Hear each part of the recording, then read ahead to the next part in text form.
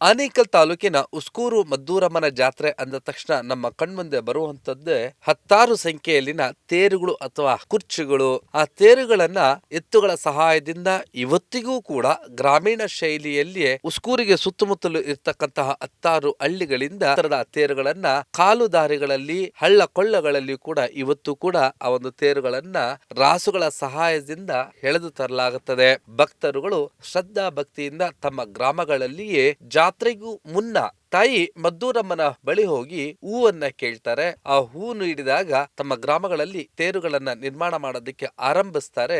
ಆಗ ನಿರ್ಮಾಣಗೊಂಡಂತ ಈ ತೇರುಗಳನ್ನ ಅತ್ಯಂತ ಸುಂದರವಾಗಿ ವಿವಿಧ ಬಣ್ಣ ಬಣ್ಣಗಳ ಬಟ್ಟೆಗಳಿಂದ ಅಲಂಕಾರ ಮಾಡಿ, ಹೂಗಳಿಂದ ಅಲಂಕಾರವನ್ನ ಮಾಡಿ, ಮಧ್ಯದಲ್ಲಿ ಮದ್ದೂರಮ್ಮ ದೇವಿಯ ಪ್ರತಿಮೆಯನ್ನ ಪ್ರತಿಷ್ಠಾಪನೆ ಮಾಡಿ ಹಳ್ಳಿಗಳಿಂದ ಉಸ್ಕೂರಿಗೆ ಕರೆತಂದಾಗ ಆ ಗ್ರಾಮಕ್ಕೆ ಒಳಿತಾಗುತ್ತದೆ, ತಾಲೂಕಿಗೆ ಒಳಿತಾಗುತ್ತದೆ ಎನ್ನುವಂಥದ್ದು ಭಕ್ತರ ಒಂದು ನಂಬಿಕೆಯಾಗಿದೆ.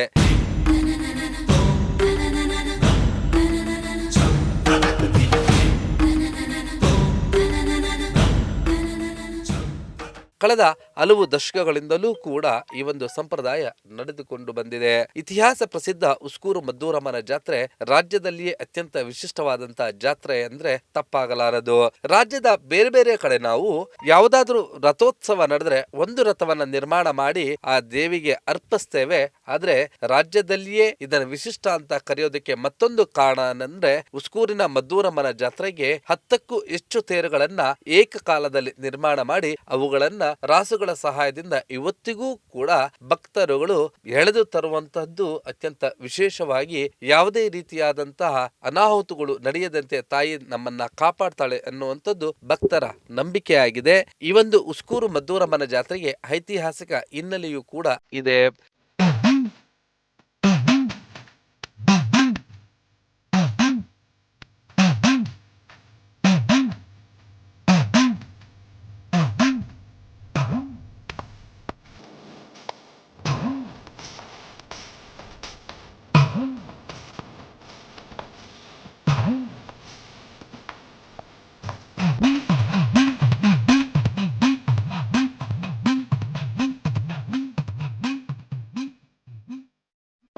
ಈ ಸರಿ ಅದ್ದೂರಿಯಾಗಿ ಜಾತ್ರೆ ನಡೀತಾ ಇದೆ.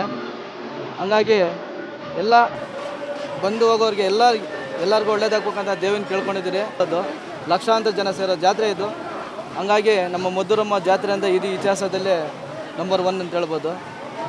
ನಾವು ಕೇಳ್ಕೊಳ್ಳೋದು ಏನಂದರೆ ಬಂದು ಹೋಗೋರಿಗೆ ಏನು ಅನುಕೂಲ ಬೇಕೆಲ್ಲ ಮಾಡಿಕೊಡ್ತಾಯಿದ್ದೀರಿ. ಆಮೇಲೆ ಈ ಸರಿ ಎಲ್ಲ ಅನುಕೂಲ ಏನಿದೆ, ಶನಿವಾರ ದಿವಸ CCTV ಕ್ಯಾಮ್ರಾಗಳು ಉಸ್ಕೂರು ಗೇಟಿಂದ ಉಸ್ಕೂರು ಸರೌಂಡಿಂಗ್ ಏನಿದೆಯೋ ಎಲ್ಲರಿಗೂ ಮಾಡಿಕೊಟ್ಟಿದ್ರಿ. ನೀರು ಮಜ್ಜಿಗೆ ಪಾನಕಗಳು ಎಲ್ಲ ಗಾಡಿಯಲ್ಲಿ ಒಳಗೆ ಬರೋಂಗೆ ಮಾಡಿದ್ರಿ. ಆಮೇಲೆ ತೇರುಗಳವರು ಆವತ್ತಿನಿಂದ ಹೆಂಗೆ ಬರ್ತದೆ ಅದೇ ಥರ ಬರ್ಬೇಕಂತ ಕೇಳ್ಕೊಂಡಿದ್ರಿ.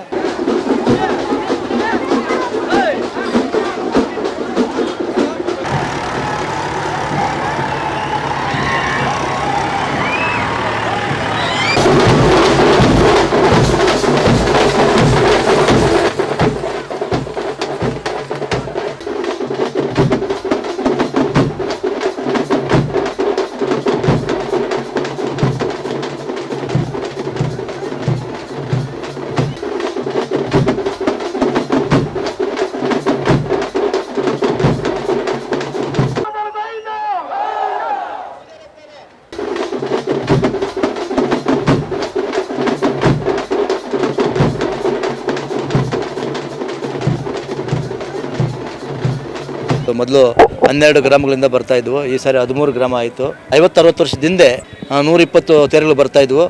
ಆಗ ಈ ಥರ ಹೈಟಾಗಿ ಬರ್ತಾ ಇಲ್ಲ, ಸ್ವಲ್ಪ ಹೈಟ್ ಕಡಿಮೆ ಇರ್ತಾ ಇತ್ತು ಅಂತ ನಮ್ಮ ಹಿರಿಯರು ಪೂರ್ವಿಕರು ನೋಡಿರೋರು ಹೇಳ್ತಾ ಇದ್ದಾರೆ. ಈಗ ಅಷ್ಟೇ ತಮಿಳುನಾಡಿಂದ, ಆಂಧ್ರದಿಂದ ಎಲ್ಲ ಕಡೆಯಿಂದ ಜನ ಬರ್ತಾರೆ.